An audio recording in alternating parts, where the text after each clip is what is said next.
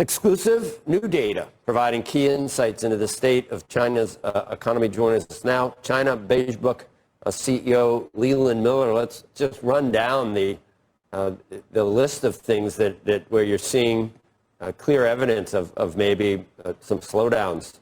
Leland, how many things can you point to, would you say, right now? Are there a half dozen? I mean, at least the whole month looked poor, and this is a bit surprising because the May data, our May data, official May data, looked very good. And of course, this was coming off the reduction in tariffs from the sky-high rates. There were some consumer trade-in programs that juiced growth a little bit in May. But there was an expectation, I think, broadly in markets that the data would continue to be okay. We did not see that. We saw a fall off in just about everything: broad growth, manufacturing, consumption, bank borrowing. Just about everything looked worse than the month before. So this is a little bit of a concern in terms of the state of the economy. The flip side of this, of course, is that Beijing looks less worried than they were before, and therefore stepped in less than they thought that they may have needed to otherwise in order to avoid some sort of worse downside scenario. What would you attribute that to?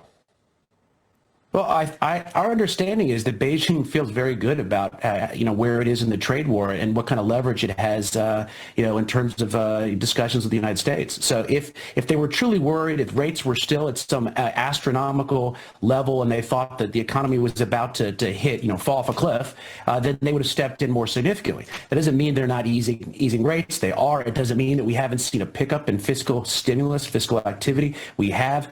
It just means that there isn't the same level of concern that there was a couple of months ago in terms of being one of these extreme downside scenarios that they really had to step in more aggressively for. Leland, are you saying that they're less concerned because they think that they can make a deal with the United States, or less concerned, what we've pointed out all along, he's not worried about getting reelected. He's not worrying about whether there's some inflation for his people or whatever caused our slowdown. And he doesn't have to worry, President Xi doesn't have to worry like a Western democracy has to worry about the well-being of its citizens. Yeah, well, much more the latter, but I think the broader point is that they can take a lot more pain.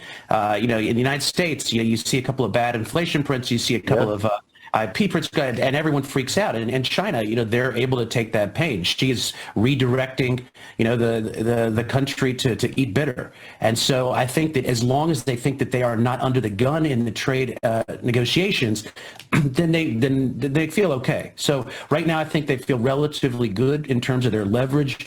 The rare earth, magnets are only slowly getting back up to speed, but they have slowed export controls in order to show they have leverage against the United States on their export controls. So I think China feels like it has it put up a good front on the trade war, and as a result, it doesn't have to be as aggressive immediately on the economy. They're probably happy that the strait's going to stay open, theoretically, I guess, right? I would think they're very happy about that. I think the entire reason there was an announcement that had to do with China was to keep China on the sidelines, because oil, of course, is the main national security issue they're worried about. Is anything true about this statement that we're well on our way? An official, Chinese official said this on Wednesday at the World Economic Forum meeting. We're well on our way of transforming into a mega-sized consumer powerhouse on top of our solid foundation as a manufacturing power. I guess that if you were trying to sell the benefits of China, you would say that, but it's mixed at this point how far along they are. And the consumer powerhouse and a lot of the manufacturing power is not necessarily making things that there's a market for all the time. Yeah, I think you're actually being a little bit generous. I do see it as a manufacturing powerhouse, but the consumption claims are just hot nonsense. If you look at what's actually happening on the ground, the real reason there are trade frictions in this world are not because of President Trump, or mostly not because of President Trump or other countries that are pushing back on China. It's the fact that China has years and years and years of weak domestic demand, which means weak imports, and yet they're exporting more. Now, they do have a manufacturing engine that has been getting more and more powerful over the years. But the problem is the consumption culture is weak, has been weak, and will be weak. Leland, you just started to say dumping and then maybe changed your mind. Is that those have been the accusations that they're dumping everything on the global markets? Well, they absolutely have. I mean, you can look at the data. You could look at some of the research that we've done through the U.S. China Commission, which is one of my other hats.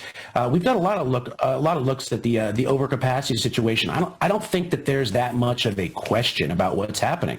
You can question whether their intentions are strategic or unintentional, but a byproduct of their economic model is definitely to juice the supply side. It creates downward price pressure. The domestic market is then saturated. They have no choice but to export products abroad. Sometimes that's done in order to put a strategic leverage on an adversary like the United States in critical minerals. Sometimes that may be a byproduct of the fact that they've got enormous overcapacity back home, for instance in cars, internal combustion as well as EVs. But there's no question that the economic model, because of the fact there's such weak domestic consumption back home and the fact that there's so much supply side support, is just funneling overcapacity to the world right now. Leland Miller. Leland, thanks for joining us today. Thanks, Becky.